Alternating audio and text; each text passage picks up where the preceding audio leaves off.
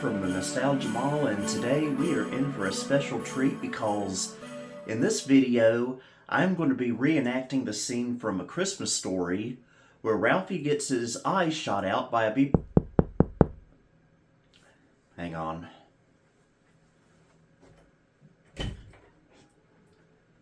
Yes? Hello, it's me. Alright, I'll do the Compaq video. Alright, we'll do a video about a Compaq instead, as always. Okay, so we're going to be looking at the Compaq LTE 5100. This is a laptop that actually got 2 Christmases ago from my good friend Retro Tech Chris here on YouTube. He was kind enough to donate this to the channel.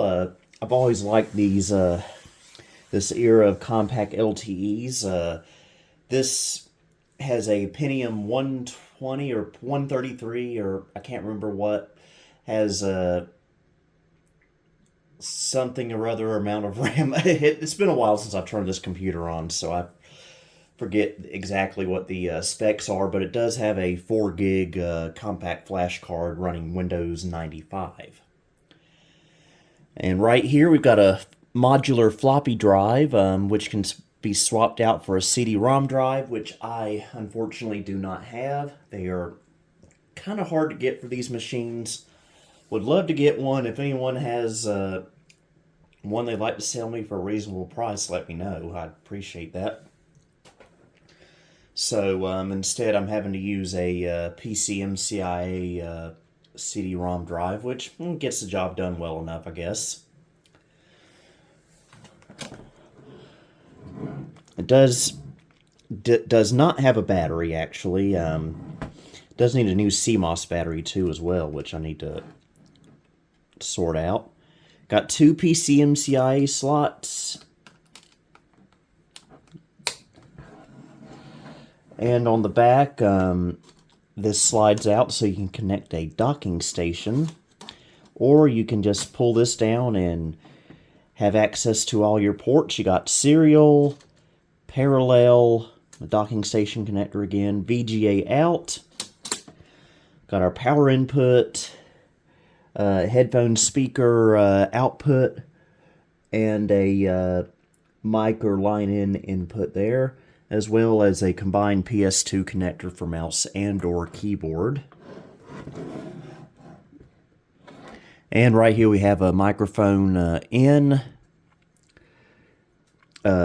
analog volume wheel. Those are always cool. And so yeah, that's the port layout. Okay, I got the laptop opened up here. We got a standard keyboard with a little mouse control right here. On ThinkPads, this is called a track point. Not sure what it would be called on this. And we get your left click and your right click. 2 power buttons. Compaq was infamous for that. We actually have a built-in microphone. I've never used that before. 2 stereo speakers on the lid here. And we got a status indicator display right here, which unfortunately no longer works. That's very common on these, unfortunately. And we've got an 800 by 600 active matrix display. So that means the display quality is really nice. Alright, I got everything hooked up to it that I usually have hooked up to it when I use it. Got the PCMCIA CD-ROM drive, which was apparently intended for a Sony Vaio laptop. Got the Ethernet card connected for network access. Also have a, I guess you'd call an aux cable going from the line out on the CD drive to the line in on the laptop. That way we can have CD audio support if we play a game that requires that. And of course I got power hooked up to it as well, and a external mouse just to make life a little bit easier. Alright, it's been a while since I powered this on. Let's see if it still works. Good sign. There we go. And again, it's got a dead CMOS battery. Been meaning to replace that. We got 40 megs of RAM. Okay, I made it to the BIOS in time. Okay, it's a Pentium 120. System ROM date has been updated, calls it's October 22nd, 1997. I believe this laptop was manufactured around 1995, maybe 96. 1 mega video memory. I forget what kind of graphics card it has. And it'd be nice if this had the 640 by 480 display, because panel stretching is not possible on here. If you're playing a game that's 640 by 480, you're going to have this black frame around it, which is unfortunate.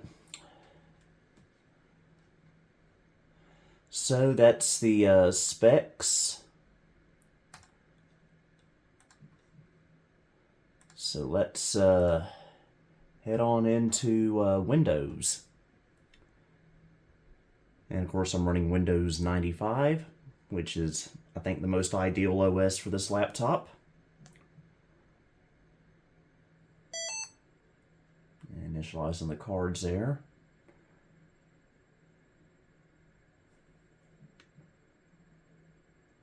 I'm not sure if the CD-ROM's connected properly, actually. It didn't initialize, I don't think.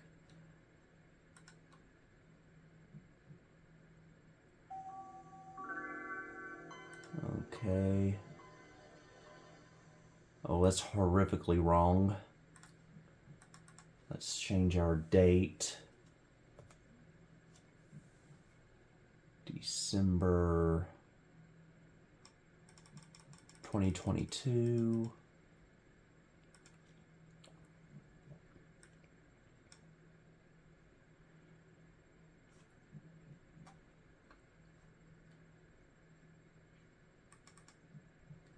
Let's see. Yeah, CD-ROM is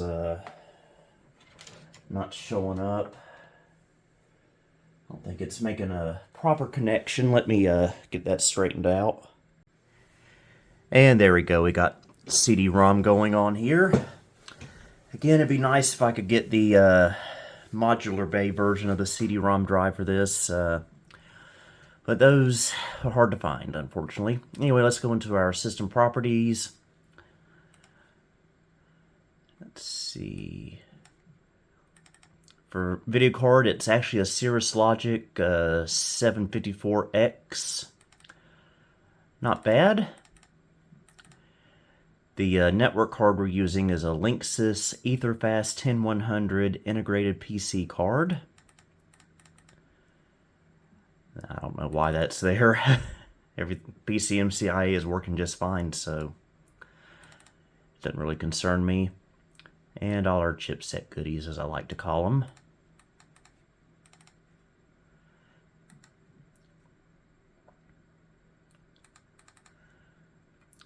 And of course, this laptop was mainly intended for business use, not really gaming.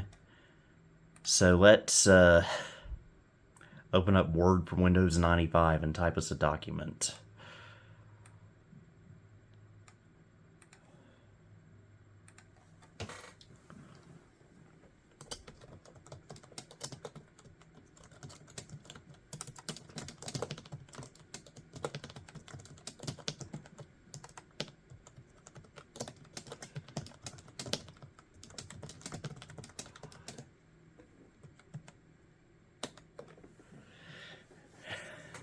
I don't know what I'm doing there, but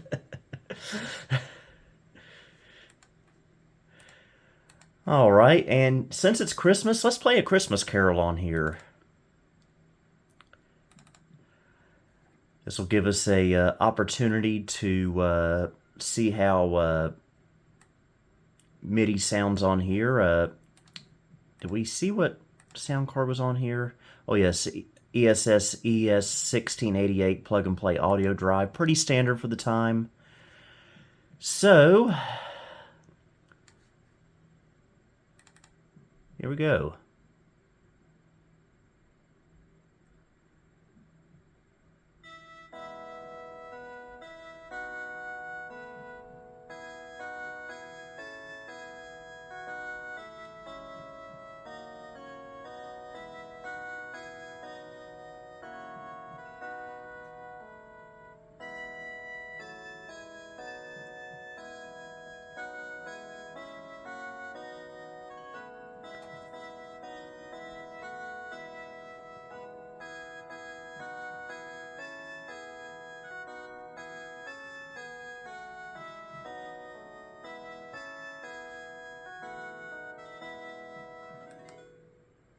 Well, that sounds pretty good.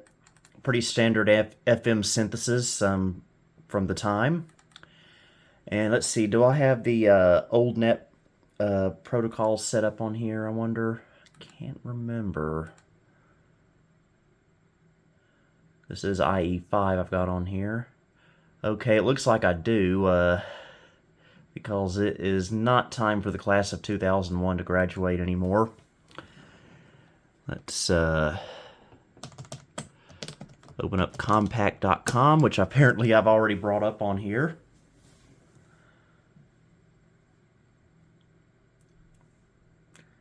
I think I got it set to 1998.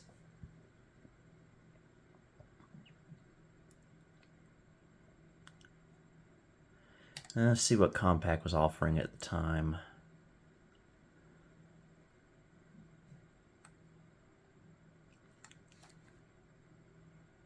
Okay, that's not going to work.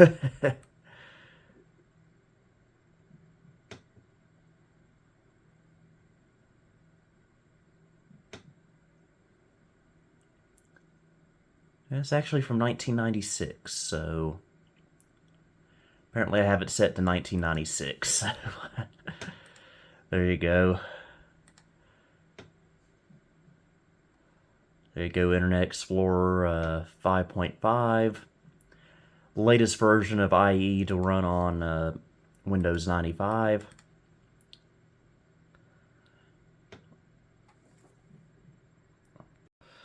Alright, let's try a game out. I want to see if my little hookup for line input is working for CD audio by trying Earthworm Jim, which uses CD audio. We'll go ahead and pop it into the CD drive.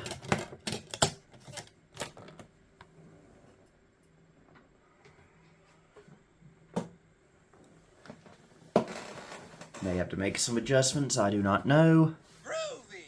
For all I know, I may have already tried this.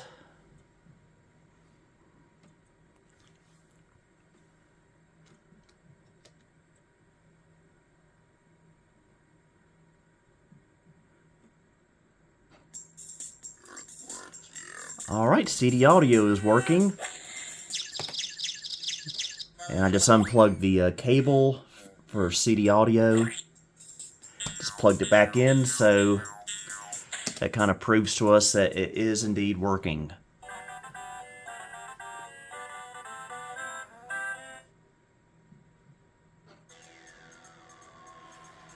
Alright, I'm not used to playing this with a keyboard, actually. I usually have a joystick. Okay, I can't remember what the jump is. Okay, it's W.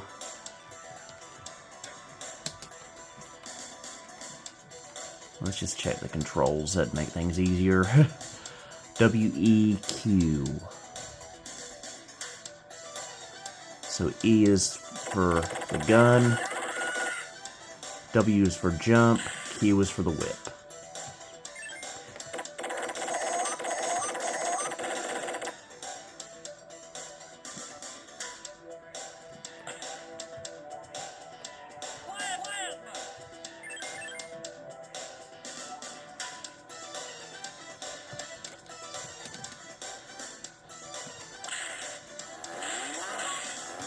Alright, Cow has been launched, folks.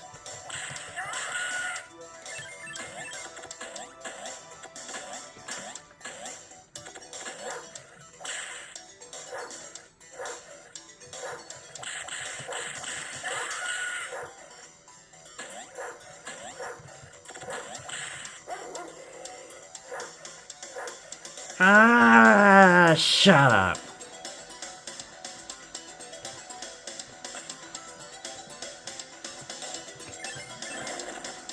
Oh, wrong button.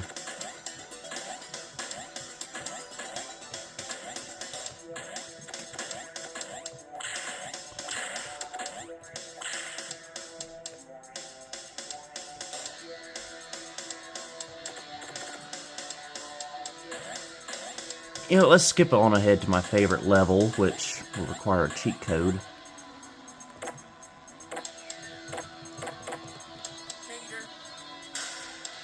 And that would be Big Broody.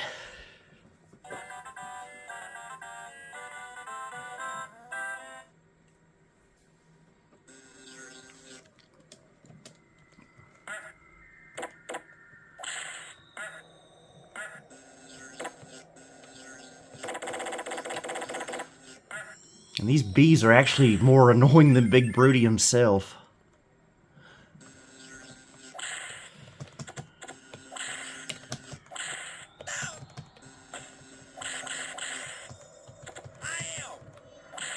If you're wondering where that sound effect in the intro comes from, there you go.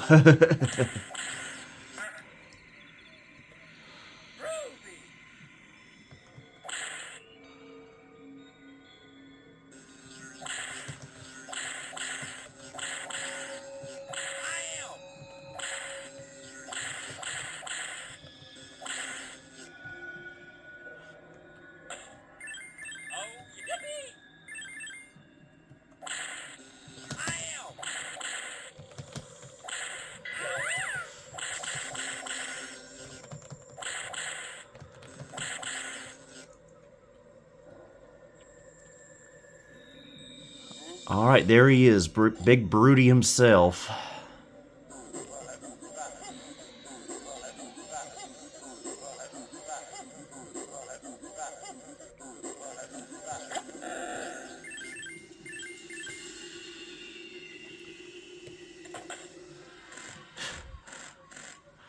I don't know why this guy just... he just amuses me in the strangest way. I don't know why. And for a while, when I first played this game, when I was 6 years old, I was terrified of him. But then, not long after, I grew to love this guy. He's just... It is such a stupid concept that it's hilarious.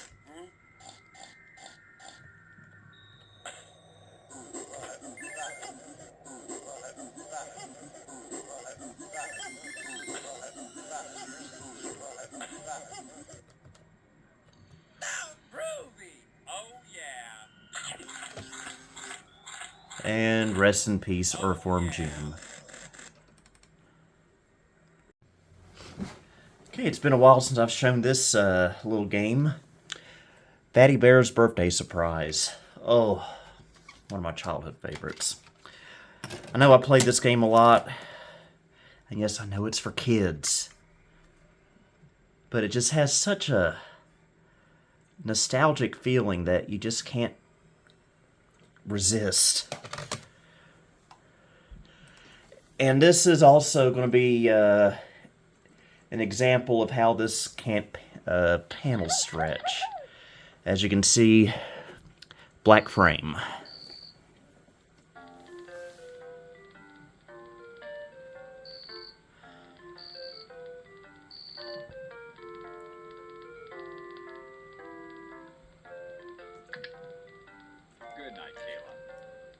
I have never heard a door in real life make that clicking noise. Tomorrow's my birthday, and Mom and Dad said they have a big surprise for me. We're sending you to boarding school.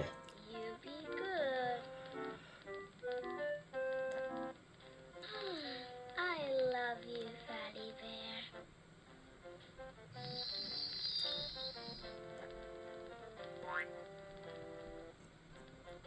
There's a lot of work to do before Kayla wakes up.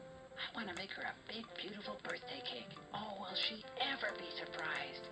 I better get busy, too. I've got a lot of decorating to do. And I'm not going to shut up about it either. Happy birthday sign for her bulletin board. Oh, Gretchen, that sounds wonderful. I need to go to the kitchen and make Kayla's birthday cake. Fatty Bear, would you like some help making the birthday cake? I'm a heck of a cleaner-upper. Oh, yes. Thank you, Matilda Rabbit. That would be nice. The amusing thing about this game is that it came out in 1993. Toy Story came out in 1995, 2 years after this game. So Humongous Entertainment beat Toy Story to the punch with having toys come to life. I'm looking way too far into that, but oh well. Hey,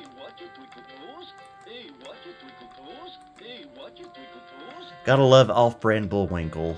Oh, gee, Rocky, I don't know why I've been copied on this PC game from the early 90s. We should get to the bottom of this, Bullwinkle. Okay, we're getting way too meta there. Alright, let's make a cabbage head.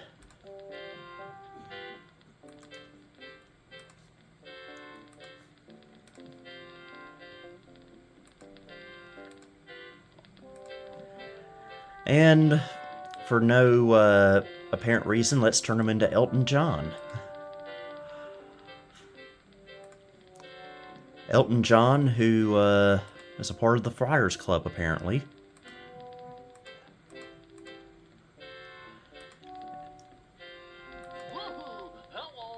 And won't shut up about it either.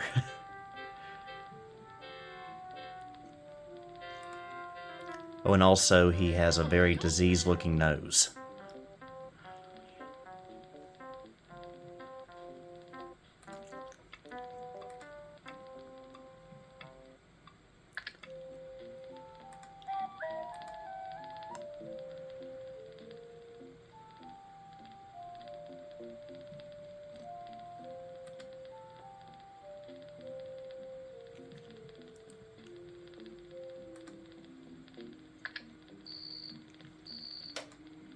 Good evening, Fatty Bear.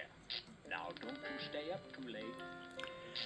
I did a video, I think it was in like 2015, where I took that moon and zoomed in on it and made it black and white and distorted the audio and made kind of a creepypasta out of it, actually. Good evening, Fatty Bear. Now don't you stay up too late.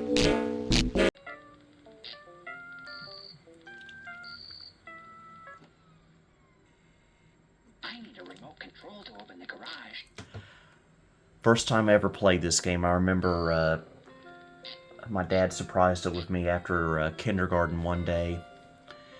And I was playing this on the 822. I need a remote control to open the garage.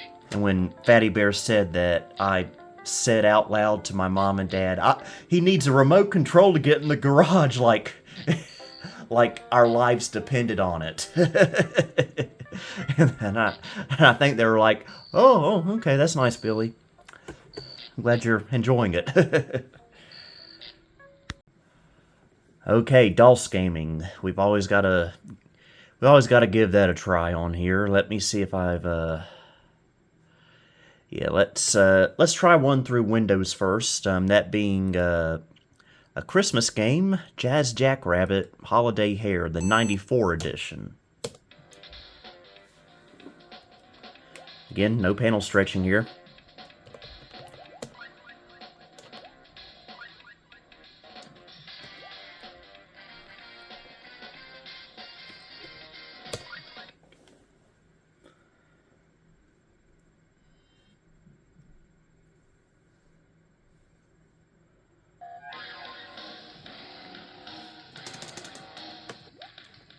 Let's see how far we can get without invincibility.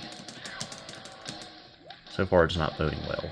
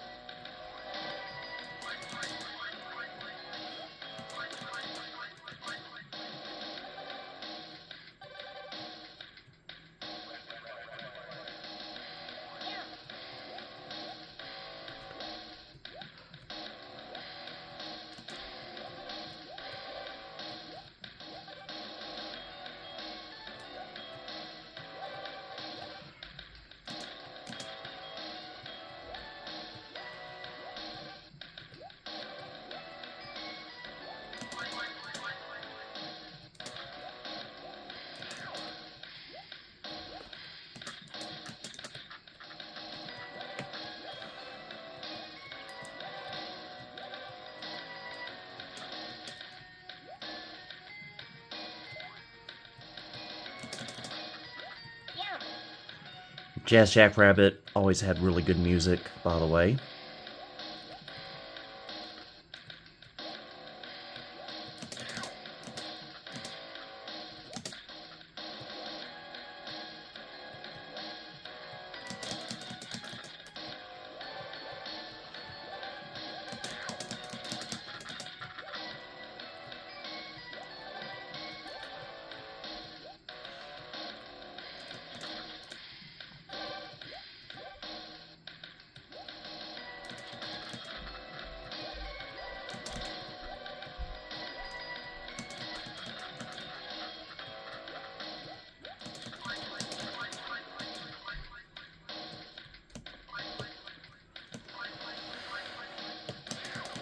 Okay, I'm getting low on health here. Fixing to die.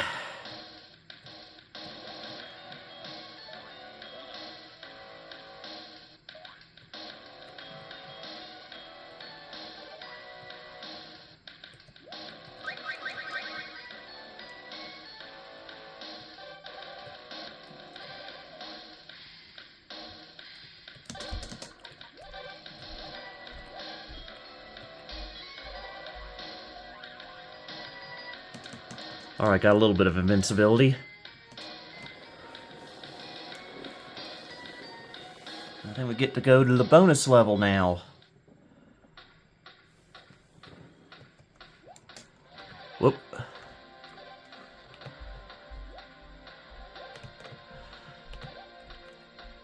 For a DOS game from 1994, these graphics were pretty good.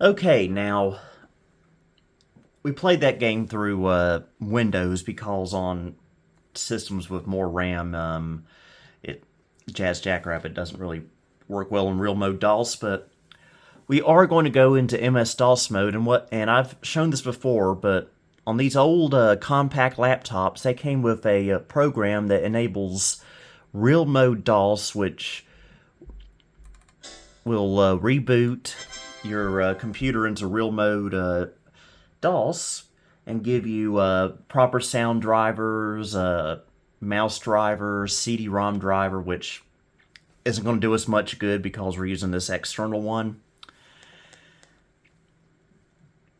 But it allows for excellent DOS support. And that's what makes these laptops so desirable for MS-DOS gaming, especially the 640 by 480 models.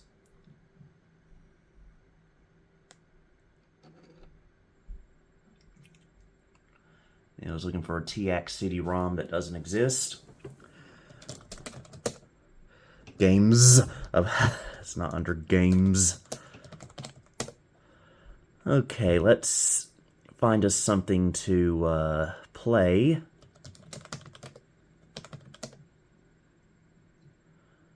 We'll try Jill the Jungle. Haven't played that in a while.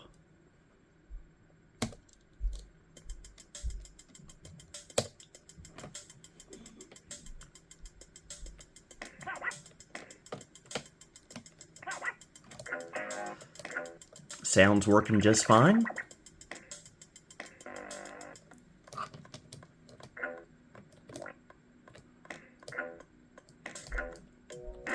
Game runs great on here.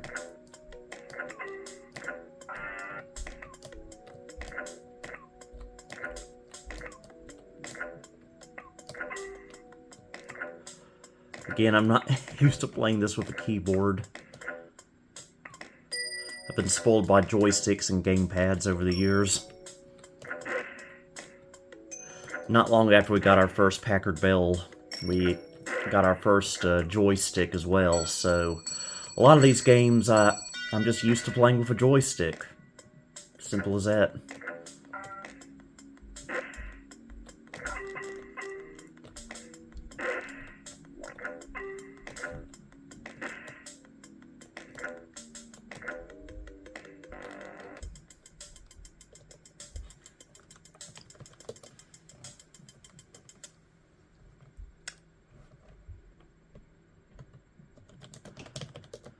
Okay, what else do we have? Haven't had a successful Sky Roads Christmas special playing this Christmas, so let's load that up.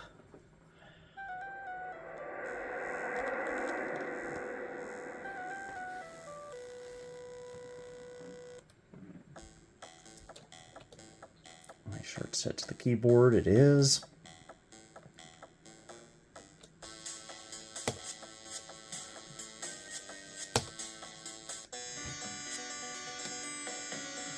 And again, this game runs beautifully on here.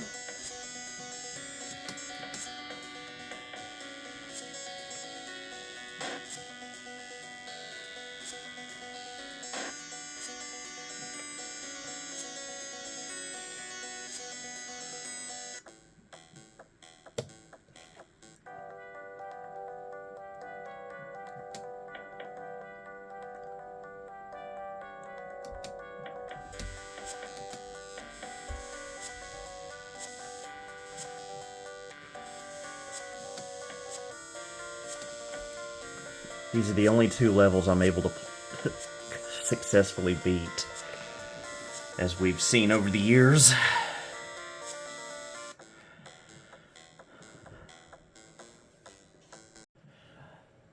Alright, I hope you enjoyed this video of this really nice Compaq laptop from the mid-90s, the LTE 5100.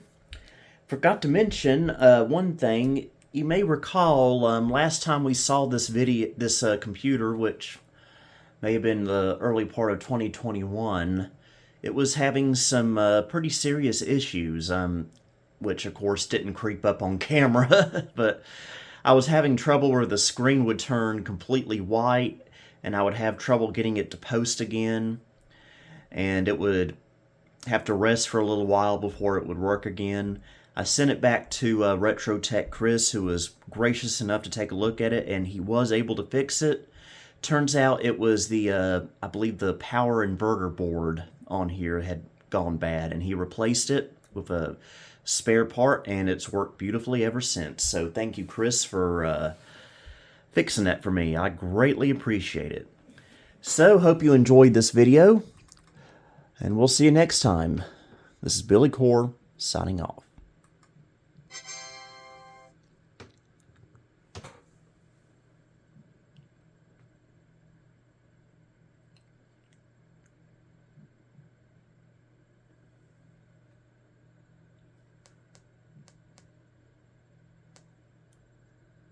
Thank you for visiting the Nostalgia Mall. If you liked what you saw, please like, subscribe, and follow me on Facebook, Twitter, and Instagram. You may also support me on Patreon if you would like.